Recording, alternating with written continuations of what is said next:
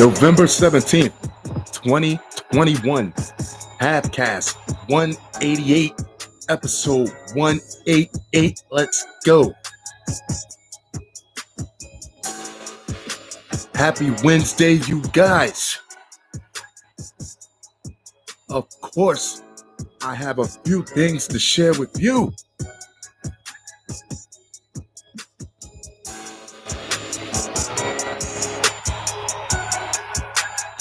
An evening of reflection.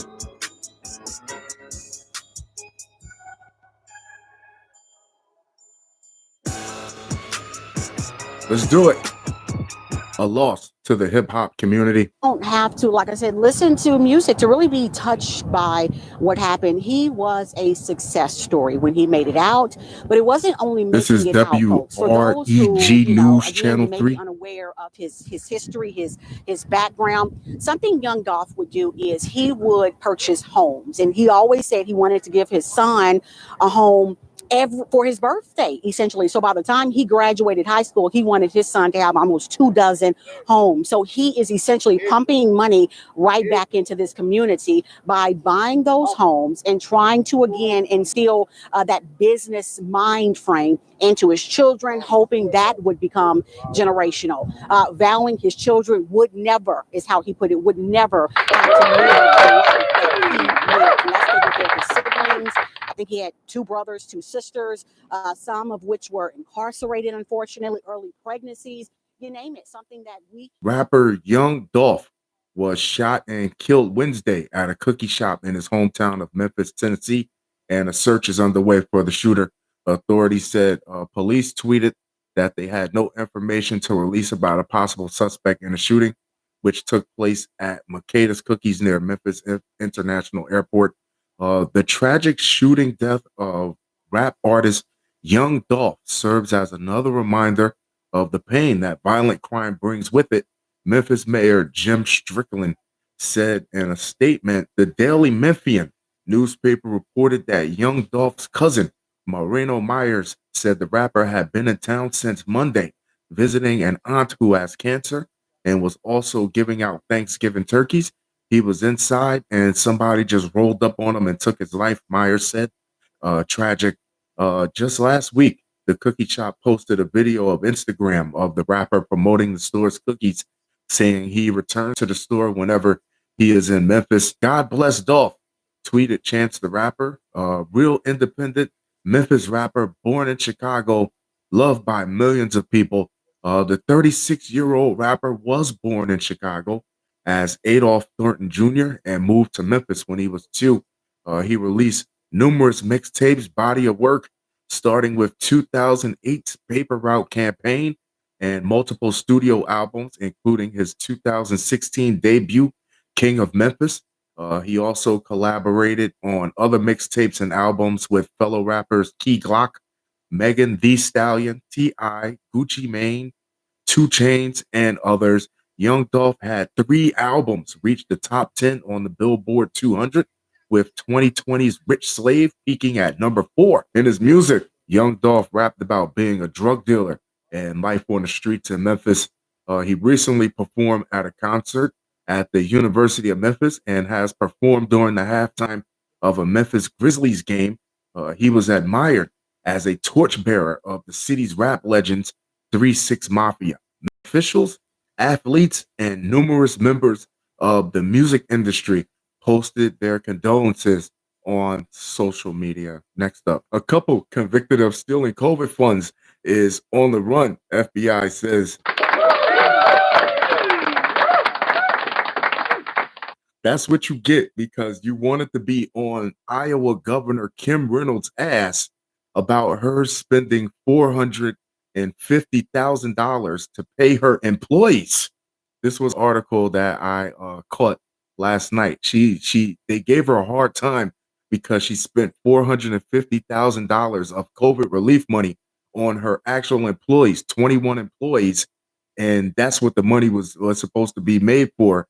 But on the other hand, you let these people walk away with your money. When the COVID-19 pandemic began last year, a Southern California man recruited his brother, his wife, and many others to use the identities of older people, foreign exchange students who had left the country, and dead relatives to apply for $20 million in federal relief funds. The man, Richard Avazian, 43, bought a $3.25 million mansion and filled it with gold coins, luxury watches, and imported furniture using the stolen COVID-19 disaster relief funds, federal prosecutors said in California in June. Mr. Avazian, his wife Marietta Tyrabellian, killing me with these names, 37, and Arthur Avazian, Mr. Avazian's brother, were convicted of scheming, killing me with the names, of scheming to fraudulently obtain funding that was meant for people and businesses that had sustained economic losses as a result of the pandemic. Kind of like what the Iowa governor was doing with only her $450,000 of money, and you wanted to stick an auditor up her behind, but you let this guy walk away with mansion money, with gold coin money. He's living like a goddamn king. In August, as they awaited sentencing at their home in the San Fernando Valley, Mr. Avazian and Mrs. Terabellian removed their bracelet monitors and fled. Fuck that, cut that shit off. According to the FBI, you would think that you being FBI agent, that somebody who was smart enough to steal this much money would be smart enough to get away from you motherfuckers if you left them unattended. Way to go, FBI. They left their children behind, according to federal prosecutors. On what left the kids? Damn. We out. The kids ain't going to jail. We one facing the time. On Monday, they were both sentenced in absentia. When you're sentenced in absentia, that means that you don't have to be present for the court proceedings to go on without you. Mr. Avazian received 17 years in prison, and his wife received 6. Artur Avazian, 41, was sentenced to 5 years. During the hearing on Monday, Judge Stephen V. Wilson of the U.S. District Court for the Central District of California said he could not recall a fraud case done in such callous, intentional way without any regard for the law, and described Mr. Avazian as an endemic, cold-hearted fraudster. Mr. Avazian's lawyer, Ashwin J. Ram, said that his client's family believed the couple was kidnapped, but that the authorities had made no serious effort to investigate the claim it was gone. Yeah, there are dozens of people who potentially have exposure, Mr. Ram said. My fear was that someone wanted to silence my client. Yeah, there was probably a lot of people in on that scam. Mr. Avazian began stealing disaster relief funds as soon as they became available in March 2020, according to the prosecutor's memo. In messages to his co-conspirators, he joked that the federal government would run out of money and told them to move quickly to get the funds. This program is over by the end of the month, so get as much as you can, he wrote, according to the memo. Mr. Ram said the court sentenced Mr. Avazian on guidelines based on a theft about $1.5 million from the government. He added that he did not believe that prosecutors proved that Mr. Avazian himself stole anyone's identity. The government was handing out money with no checks, and a lot of people took advantage of that. Mr. Ram said, it's a honey trap, he added. Richard Avazian fell into that trap. House votes to punish Gosar for video depicting killing of AOC. I never knew in politics that these people were so goddamn childish. The lawmakers are criminals, and these damn politicians are immature as hell. The Arizona Republican was censured and removed from his 2 committees, a sign of further splintering relations between House Democrats and Republicans. You weren't supposed to feed into herd. If you ever seen the cartoon Attack on Titan, it's a hit animated series, and it shows him fighting her with both like the giants and the knights, or the police. I think they're called the police officers in the show. And yeah, it shows them going at it with each other. How much COVID funds did you spend getting a web designer, getting a graphic designer, putting that cartoon together? The House censored Representative Paul Gosar and booted him from his committees Wednesday over a violent social media post in which he threatened prominent Democrats representing a rare rebuke of a colleague that Speaker Nancy Pelosi deemed an emergency. Two Republicans, Representatives Adam Kinzinger, Illinois, and Liz Cheney, Wyoming, joined all Democrats in voting for the measure. Representative David Joyce, Republican Ohio, voted present. Censures are uncommon in the House, with the last formal admonishment of a member in this manner occurring more than a decade ago. So we haven't had to have a talk with somebody like this in a decade. And here you go. I told you, don't let her bait you. She's trying to frustrate you. That's why I like AOC, because she gonna talk her shit. But Pelosi and Democrat, and she's frustrating people. That's what makes it interesting. But Pelosi and Democratic leaders move quickly toward the punishment after Gosar posted an anime video last week. Like, dude, anime? How old are you? Week that depicted him killing Representative Alexandria Ocasio-Cortez and attacking President Joe. He just got frustrated and wanted to take his anger out. We cannot have a member joking about murdering another, Pelosi said Wednesday on the House floor. You got to pull him to the side and talk to him like cartoons do. Really? Cartoons?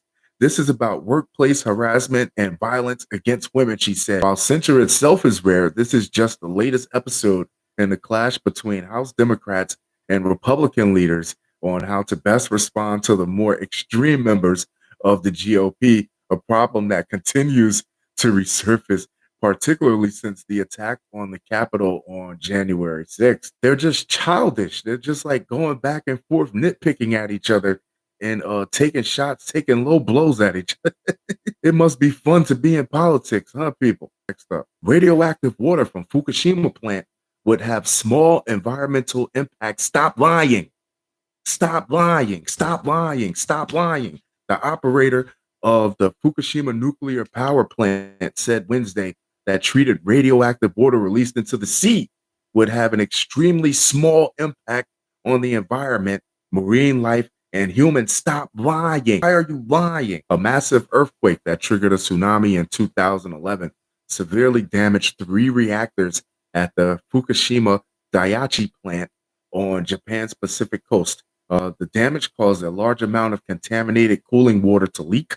The water has been stored in about 1,000 tanks that the operator said will reach their capacity late next year. The Japanese government and the plant's operator, Tokyo Electric Power Company Holdings, said they will start to gradually release the treated radioactive water in the spring so the storage tanks at the plant can be removed to make room for facilities needed for its decommissioning. My whole opinion through this whole thing has been we are just not ready to have nuclear energy. We can produce it, we can make it, we can run a reactor for 10 years, 20 years, 30 years. But when it breaks down, and it's going to break down, there's nothing else guaranteed about these nuclear reactors is that they are going to break down. We don't have a set plan to contain it. We don't have a set plan to clean it up. We just find a place to dump it. The plant's operator said that according to a data simulation, its planned release will cause little impact. Stop lying. This is how Godzilla got started. Okay. Okay. I'm talking like a politician now. Let's be adults.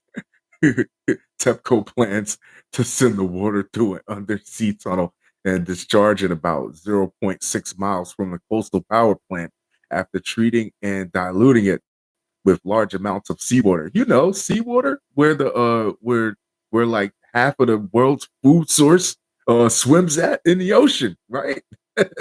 According to the simulation, radiation levels of seawater temporarily increased slightly, but quickly fell to normal levels. So what organisms in the ocean is absorbing the radiation that the levels are falling like that? It's not just staying stagnant. Something is absorbing this radiation. It's not just dissipating. Exposure to radioactivity was significantly lower than the maximum safe levels set by international organizations. It said the plan has been strongly opposed by neighboring China and South Korea and Japan's residents and fishermen. rightfully fucking so. Some experts said the long-term impact on marine life from low-dose exposure is still unknown. Next up, fights, lack of social skills for in-person classes prompt school to go remote for 3 weeks. Reynolds Middle School in Fairview, Oregon will go back to remote learning because of student fights and a lack of social skills. So the working theory now is that the only thing brick and mortar schools are really good for is to cultivate social skills, because the internet has pretty much done away with the need to physically be in class. The school will take the time to create safety protocols, the Associated Press reported. Reynolds School District Superintendent Donna Diaz said in an email that more than 18 months of classroom disruptions have taken a toll on students and staff. The school returned to in person learning this fall, but it was stunted by COVID cases among students and staff and resulting quarantines. Diaz said students are struggling with socialization skills and require more support socially and emotionally. So you can do the brick and mortar schools, and you can help these kids cultivate social etiquette and learn how to interact with other people, which I believe is very, very important. Or you can have them learn remotely, where they will possibly get a better education. They will get a more concentrated education, but they will have less social skills. It's how you're going to balance that out.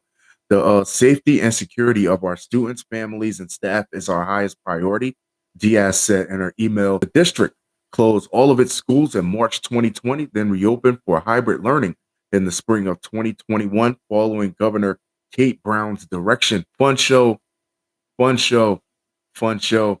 That being said, I'm going to wrap this up. I will talk to you guys very, very soon. Adios.